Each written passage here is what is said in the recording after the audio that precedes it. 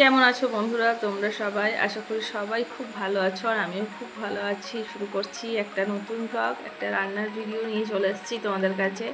ছট পুজোর স্পেশাল ঠেকুয়া বানাবো, কিভাবে বানাই সেটাই তোমাদের সাথে শেয়ার করব।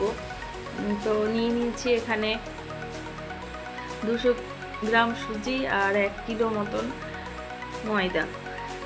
তো দেখো, এটাকে আমি ভালো করে মিক্স করে নেব হাতের সাহায্যে।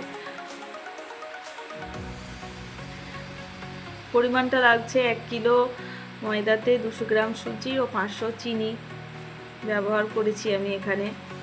তো দেখো, সুজিটা আর ময়দাটা আর তার সাথে দিয়ে দিলাম সামান্য পরিমাণ নুন। এটা আমি ভালোভাবে মাখিয়ে নিচ্ছি হাতের সাহায্যে।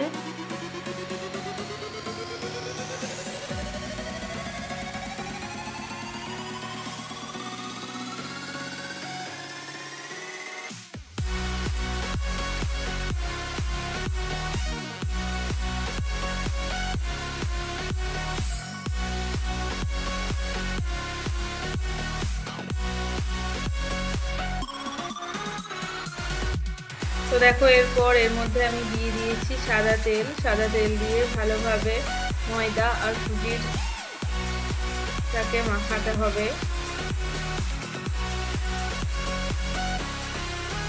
ভালোভাবে এইভাবে একটু মাখিয়ে নেব।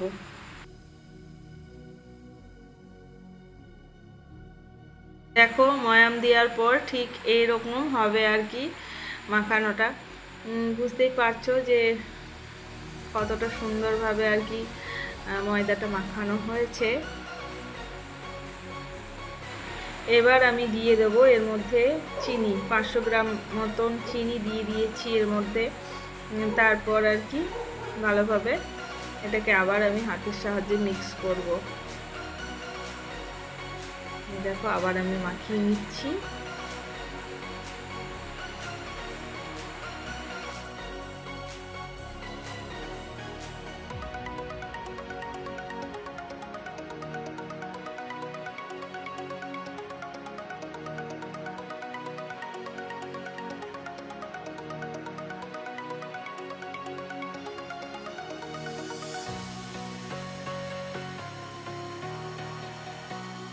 এবার দিয়ে দিয়েছি জল, অল্প অল্প করে জল দিয়ে মাখাতে হবে, কারণ ময়াম দেওয়া আছে, বেশি জল লাগবে না এর মধ্যে, অল্প অল্প জল দিয়ে মাখাতে হবে।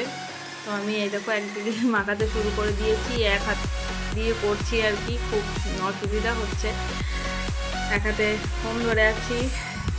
তো এই দেখো, ফোন রেখে আগে ভালো করে ঝটপট মাখিয়ে নিয়েছি। দেখো, খুব সুন্দর মাখানো হয়ে গেছে হাতের মধ্যে। দেখো, কিন্তু আমার একটুকু লেগেও নেই। বুঝতে পারছো যে খুব সুন্দর আর কি মাখানো হয়ে গেছে।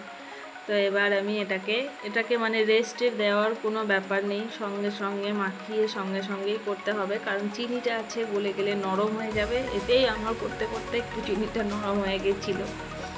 তো তাড়াতাড়ি করতে হবে। একটা কাঁটা চামচ নিয়ে নিয়েছি, আমার কাছে ডিজাইন করার মতন কিছু নেই, তো ভাবলাম একটা কাঁটা চামচ দিয়েই করা যাক।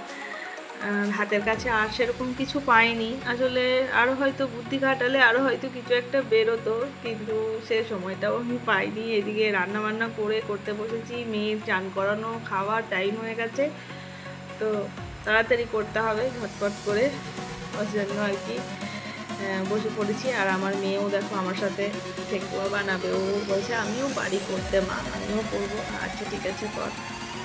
তো মেয়েও করতে শুরু করে দিয়েছিল। আর দেখো, কড়াইয়ে তেল বসিয়ে দিয়েছিলাম, আর সবগুলো এক এক করে আমি ছেড়ে দিচ্ছি। খুব মানে এটা কম আছে ভাজতে হবে, বেশি আঁচ দিলে মানে বাইরেটা পুড়ে যাবে কিন্তু ভেতরটা কাঁচা থেকে যাবে, কম আছে ভাজতে হবে। তো আমি গ্যাসটা প্রথমে মানে বাড়িয়ে তেলটা গরম করে নিয়েছিলাম খুব ভালো, তারপর আমি গ্যাসটা কমিয়ে দিয়েছিলাম। তো এগুলো কিন্তু ভাজতে অনেক টাইম লেগেছে, ভাজতে প্রচুর পরিমাণে টাইম লাগে।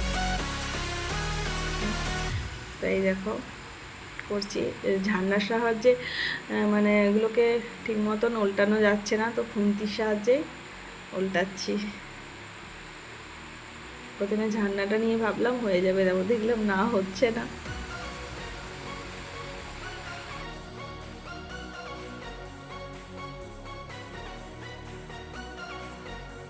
এই দেখো একদম বাদামি বাদামি কালারটা চলে এসছে, মানে আমার মানে ঠেকুয়া কমপ্লিট আর কি, খুব সুন্দরভাবে ভাজা হয়েছে। তো এই দেখো খুব সুন্দর কালারগুলোও হয়েছে, আর খেতেও কিন্তু খুব সুন্দর, মানে দারুণ হয়েছে খেতে। আমার মেয়ে তো মানে কি বলবো, একসাথে 3-4টে করে নিয়ে বসে যাচ্ছে খেতে। তো এই দেখো আমার সব ঠেকুয়াগুলো কমপ্লিট হয়ে গেছে। তো কেমন লাগলো তোমরা সবাই জানিও কিন্তু বন্ধুরা, আর তোমরাও এভাবে বানিয়ে নাও খুব অল্প উপকরণে, আশা করি তোমাদের খুব ভালো লাগবে। টাটা, ভালো থেকো সবাই।